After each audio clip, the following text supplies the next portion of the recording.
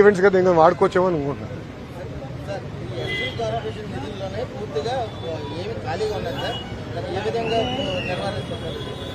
దామాషా ప్రకారం ఉపకులాల వారిగా నిధులు కేటాయించి ఆ నిధులు ఖర్చు పెడతామని అన్నాడు, హామీ ఇచ్చాను. ఇప్పుడు కార్పొరేషన్కి నిధులు ఇచ్చిన తర్వాత మనం మొదటిగా చేసేదంటే అది ఆ సామాజిక వర్గాన్ని చేయుతాం. అంటే వాళ్ళు పేదరికం నుంచి బయటికి తీసుకొచ్చేదానికి అనేక మోడల్స్ ఏర్పాటు చేయాలి. సో కార్లు కొనేదానికో, జేసీబీ కొనేదానికో, టిప్పర్ కొనేదానికో అట్లా ఒక మోడల్, మా చేనేత సోదరులకు వచ్చి గల మగ్గాలు ఏర్పాటు చేసుకుని మార్కెటింగ్ చేసేదానికి దానికి కొన్ని మోడల్స్ ఉన్నాయి. ఆ మోడల్స్ని మళ్ళీ పునర్నిర్మాణం చేసి మార్కెట్కి లింకేజ్ చేసి ఒక కుటుంబానికి లోన్ ఇస్తే ఆ కుటుంబాన్ని పేదరికం నుంచి శాశ్వతంగా బయటికి తీసుకొచ్చే లక్ష్యంతో మన ప్రభుత్వం పనిచేస్తుంది.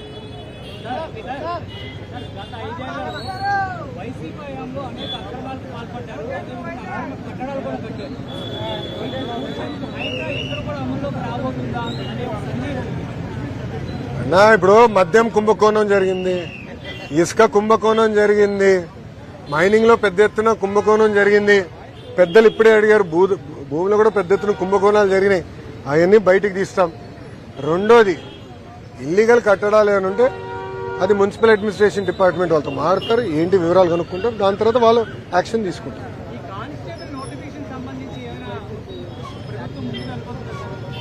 మా గతంలో నేను చాలా స్పష్టంగా పాదయాత్రలో హామీ ఇచ్చాను. ప్రతి సంవత్సరం ఒక యూనిఫైడ్ జాబ్ క్యాలెండర్ ఇస్తే బాగుంటుందని ఆనాడు నేను చెప్తాం కూడా జరిగింది.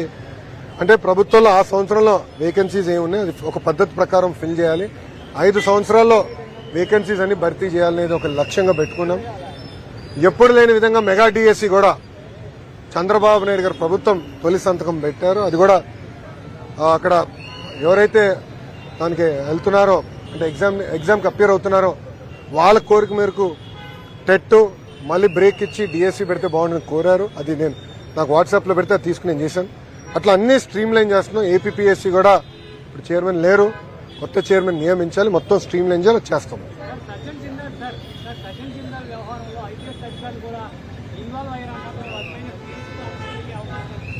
దయచేసి పారిశ్రామికవేత్తల పేర్లు దీంట్లోకి లాగద్దండి.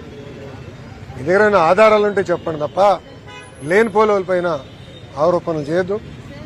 ఆమె చాలా స్పష్టంగా వేరే పేర్లు చెప్పారు, అధికారుల పేర్లు చెప్పారు, అన్ని కనుక్కుందని మాట్లాడు.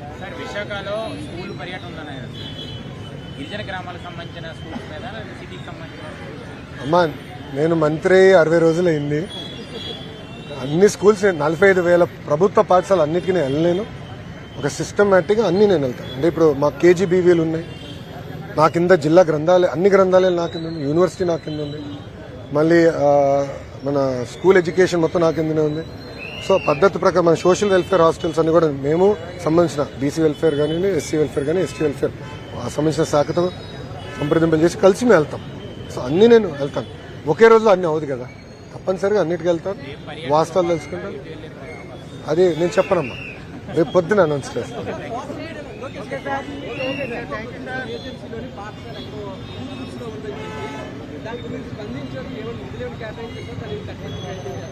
కంగారు పడద్దు స్వామి, ఇచ్చిన హామీ మేము నిలబెట్టుకుంటాం. మీరు చూస్తే తమ్ముడు ఒక్క నిమిషం, నేను ట్విట్టర్లో స్పందించిన దానిపైన ప్రతిదీ ఒక పద్ధతి ప్రకారం చేసుకుంటూ వచ్చాను కదా. మీరు వికలాంగులకి ఐఐటీలో ఎన్ఐటీలో అవకాశం వచ్చి ఒక టెక్నికల్ డిఫెక్ట్ వల్ల వాళ్ళకి అవకాశం కోల్పోతే నాకు వాట్సాప్ మెసేజ్ పెడితే అధికారులందరూ పరిగెత్తించాలి, ఇప్పించే కదా. 45 మంది వికలాంగులు దానివల్ల బెనిఫిట్ అయ్యారు కదా.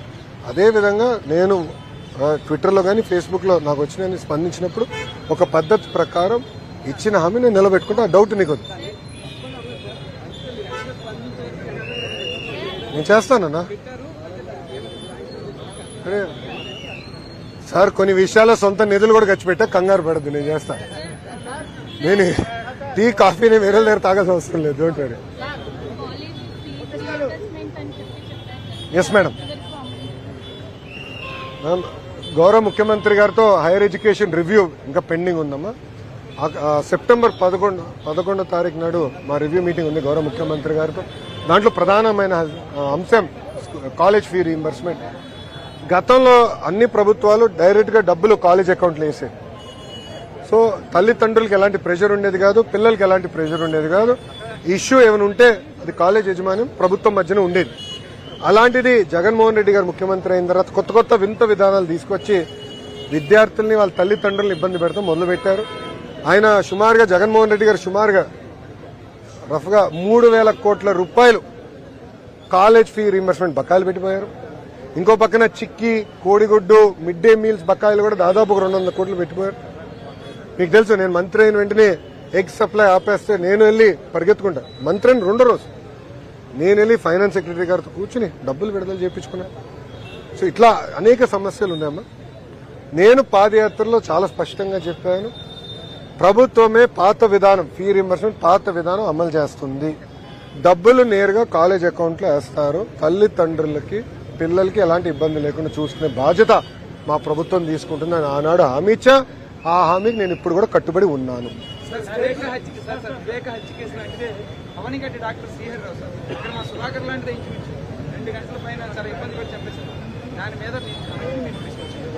నా మొత్తం వివరాలు కనుక్కున్న తర్వాత స్పందిస్తాను. చెప్పండి, నాకు అంత అవగాహన లేదు. అది let me get all details and then I'll respond.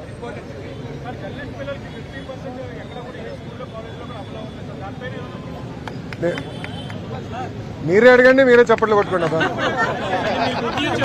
నాకు ఇది కలెక్టర్ గారు అమలు చేయాలమ్మా. కలెక్టర్ గారు మాట్లాడాలి.